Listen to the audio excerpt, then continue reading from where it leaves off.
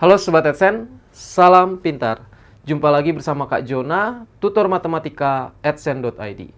Dalam video ini kita akan membahas soal asli kemampuan logika SIMAK UI Pasca Sarjana tahun 2020. Kalian sudah siap? Yuk kita mulai.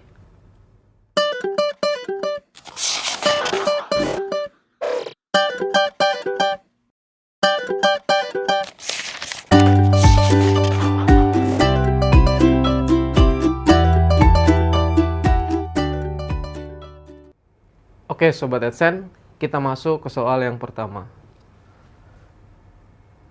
Jika badan Bapak Z masih terus panas selama 3 hari, Bapak Z harus segera memeriksakan diri ke dokter.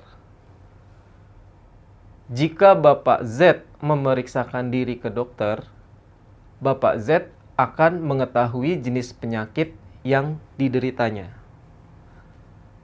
Bapak Z tidak tahu jenis penyakit yang dideritanya. A. Badan Bapak Z masih panas selama 3 hari. B. Bapak Z tidak memeriksakan dirinya ke dokter. C. Badan Bapak Z tidak panas selama 3 hari. D. Bapak Z memeriksakan dirinya ke dokter karena terus panas selama 3 hari. E. Bapak Z memeriksakan dirinya ke dokter. Oke Sobat Adsen, kali ini soal tentang penarikan kesimpulan. Jadi kita diberikan 3 pernyataan ya Sobat Adsen. Jadi pernyataan yang pertama,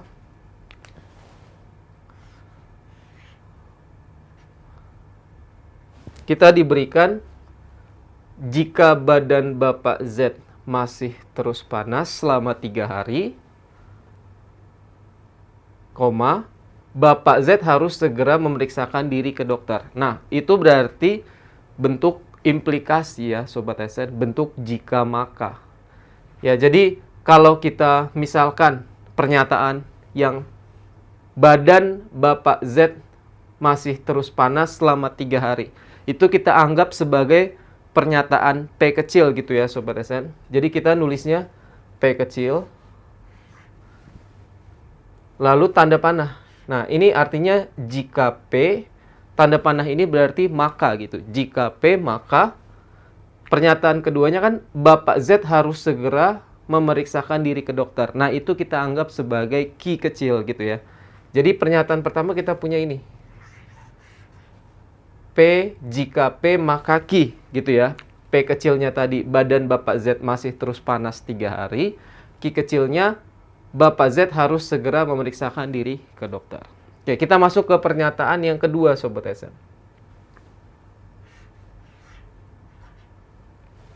Pernyataan yang kedua, jika Bapak Z memeriksakan diri ke dokter. Nah, itu kan sama seperti yang sebelumnya kan, sama seperti Q kecil kita. Ya, jadi ketemu lagi jika maka, berarti ini kita buat sebagai Q. Jika Q, gitu ya.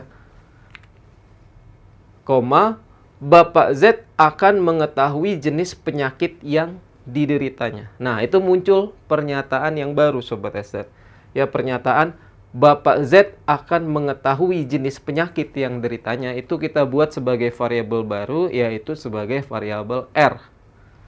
Jadi Q maka R. Oke. Lalu yang ketiga ada P3. Ada Bapak Z tidak tahu jenis penyakit yang dideritanya. Nah, tadi kan itu mirip dengan yang di pernyataan kedua ya, yang bagian R-nya.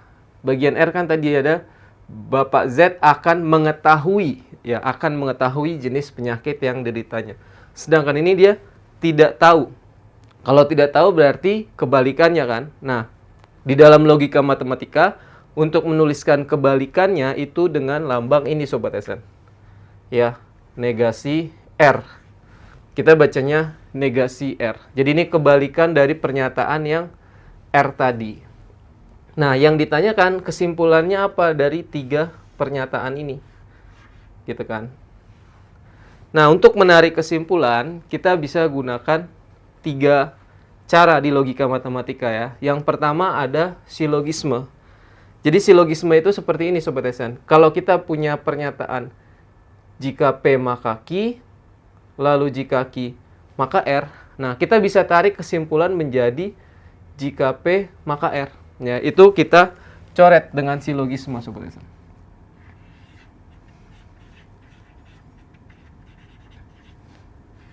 Jadi kalau kita punya pernyataan pertama jika P maka Q, pernyataan kedua jika Q maka R, ya. Jadi ini kita bisa coret. Jadi kesimpulannya adalah jika P maka R, Sobat SN. Nah, berarti yang ini ya, dua pernyataan ini bisa kita tarik dulu kesimpulannya ya, baru nanti ke pernyataan ketiga. Jadi pernyataan pertama dan pernyataan kedua kesimpulannya adalah di sini jika P maka R ya Sobat SN. Q-nya kita coret. Oke, berarti sekarang kita punya pernyataan lagi jika P maka R. Ini udah bersatu tadi. Sekarang kita mau hubungin dengan pernyataan ketiga. Ya, jadi sekarang tinggal jika P maka R kita hubungin dengan negasi R Sobat SN. Ya, yang ini dengan dia. Kira-kira kesimpulannya apa? Nah, untuk metode yang cocok dengan dua pernyataan ini namanya modus tollens Sobat SN. Ya, modus tollens. Jadi ada modus tollens.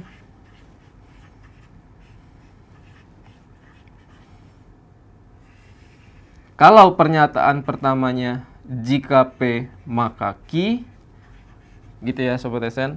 Lalu pernyataan keduanya kita diberikan negasi dari Q-nya, negasi Q-nya. Nah, kesimpulannya nanti kita adalah negasi dari P-nya Sobat SN. Ya, jadi kebalikan dari P-nya.